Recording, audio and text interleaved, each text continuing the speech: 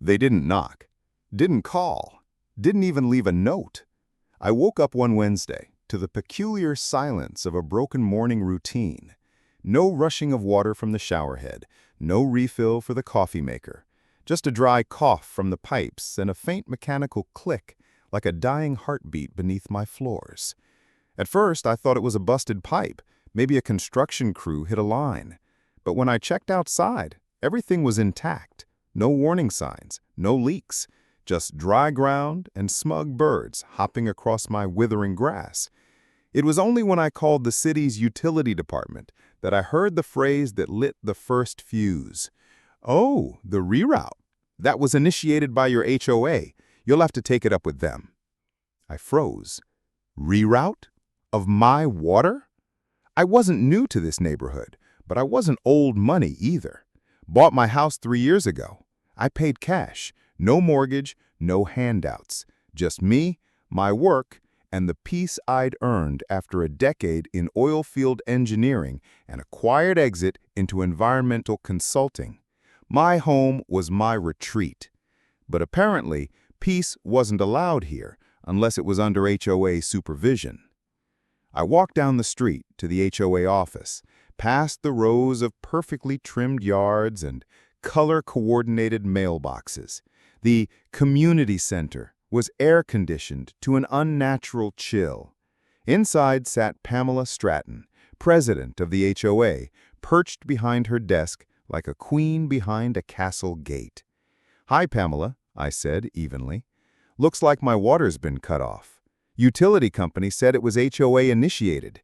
You mind explaining what's going on?" She glanced up without a smile. "Mr. Blake, we issued a community-wide irrigation update last month. Your landscape design uses excessive runoff. The board voted to limit water delivery to non-compliant homes." I blinked. That would have been nice to know in advance. There was an email, and it's in the bylaws. Section 14C, Water Conservation and Sustainability. You really should read them. I stared at her. My hands were calm, but my jaw clenched. I don't use HOA water. I'm metered through the county's grid. She tapped a folder. The grid pulls from a shared reservoir well. That system is under joint regulation. You're in our jurisdiction, Blake. That means we have authority. There it was, the phrase I would hear again and again. We have authority. They thought they had me cornered. A solo homeowner, outnumbered and outvoted. I could have fought them with lawyers and angry letters, but I didn't. I just smiled. Noted. That afternoon, I drove to the county registrar's office. I pulled every record I could find on water rights, supply chains, and old land deeds tied to our subdivision. It took me 5 hours and a $20 bribe to the clerk, but eventually I found it. Parcel 102A, 2.13 acres, designated for groundwater access, drilled 1987, private ownership. The well. Our HOA's water source didn't come from a modern grid. It came from an old private well, a leftover from when this land was a pecan orchard. Most HOAs leased water through public utilities, but not ours. Ours still fed off a hand-me-down well, quietly passed along from owner to owner, assumed to be automatic. But it wasn't. It was privately owned. Still was. And that's when I got the second spark, the plan that would end them. The next morning, I found the current owner. Her name was Agnes Kessler, a 78-year-old widow whose late husband had once run cattle and lived in a farmhouse that had long since been bulldozed to make room for the neighborhood. She still owned the well. "Would you be willing to sell?" I asked softly. Her eyes gleamed with mischief. "Would you be willing to offer more than $1?" We shook hands that afternoon. I brought the land, the mineral rights, and full ownership of the well for $78,000, a fraction of what I'd made off one consulting project. I filed the deed under an LLC name and kept quiet. No press, no gossip. And I waited. The first sign of change came 2 weeks later. The HOA's sprinklers sputtered. Their newly planted hydrangeas wilted. Their fountain at the clubhouse stopped bubbling. Complaints rolled in like thunder. "Something's wrong with the system," Pamela muttered at a board meeting. Then came the real shock. A notice from the Water Resources Department, addressed to the HOA. "Due to a transfer of ownership of Parcel 102A and the associated groundwater access rights, your current lease is nullified. Please contact the new owner for any continued use of the well." They didn't even realize it was me, not at first. I made sure of that. Pamela looked like someone had pulled the bones out of her body. When they finally traced the LLC back to me, I was on my front porch, watering my yard with a sparkling green hose. Pamela stormed up my driveway, face flushed. "You bought the well?" I nodded. "It was available, and you know how much I value water conservation." "You can't just—" "Actually," I interrupted, holding up the deed, "I can, and I did. The county signed off. The lease expired the moment I took possession." "But this affects everyone." "I agree," I said. "That's why I'm willing to offer you a new agreement, a fair one." I handed her a folder. Inside was a commercial water access agreement. Monthly rate, $1,500. Renewable annually, subject to penalties if payment lapsed. "You want us to pay $1,500 a month?" she hissed. "I think that's a bargain, considering the alternative, unless you want to start trucking in bottled water for the pool." She left in a rage, but a week later, I got the signed contract in the mail, along with a check. The power had shifted. Where once I was just a homeowner, now I was a provider. Where once they cut off my water, now every drop in this neighborhood passed through my land. And I hadn't raised my voice once. I hadn't argued, I hadn't retaliated. I just dug a little deeper, literally. Poetic justice doesn't need to be loud. It just needs to flow. For a few weeks, the HOA played nice. The check arrived like clockwork, the sprinklers stayed on, the clubhouse pool refilled. I thought perhaps the lesson had landed, that they'd realized not every neighbor could be bullied into submission. But people like Pamela Stratton don't learn. They plot. The first sign of a counterstrike came quietly. I received a letter from the Neighborhood Compliance Subcommittee, not even the official HOA, stating that the presence of unapproved water infrastructure on my property posed aesthetic concerns and was subject to review under community standards. I laughed. The well was over 30 years old. It predated every one of their bylaws, but that didn't stop them from trying.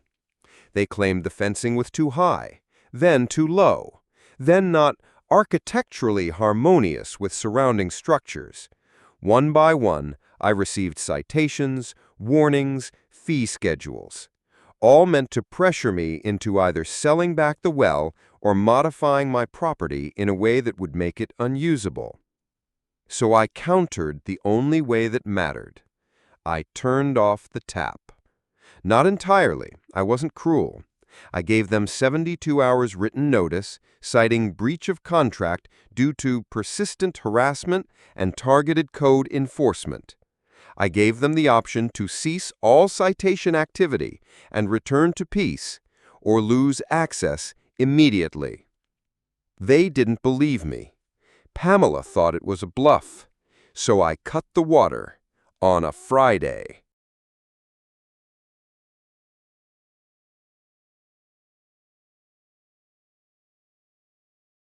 By Monday morning, the community center had to shut down.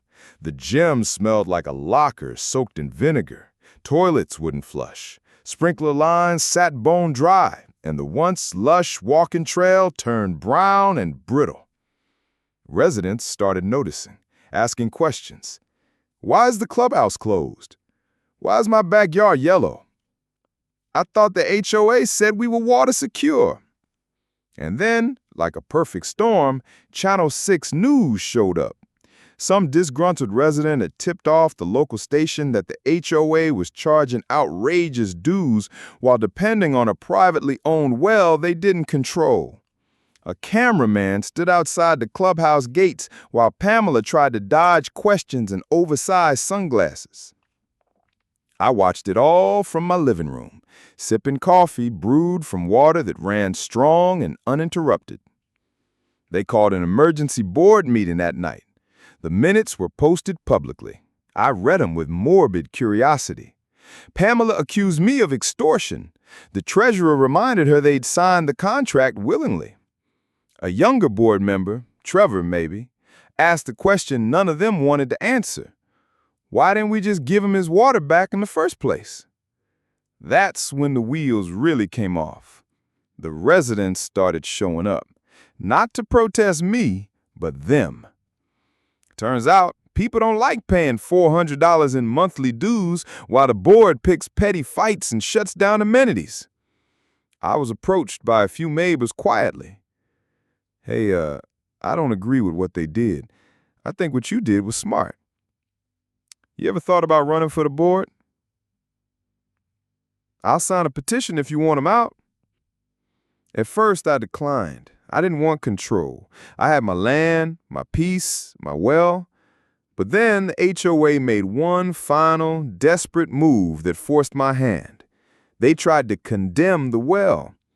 They submitted paperwork to the county claiming the water source was a public necessity and should be placed under community trust, effectively seizing it through eminent domain. I was stunned and impressed by their audacity. Fortunately, they underestimated two things: my knowledge of environmental law and my friends.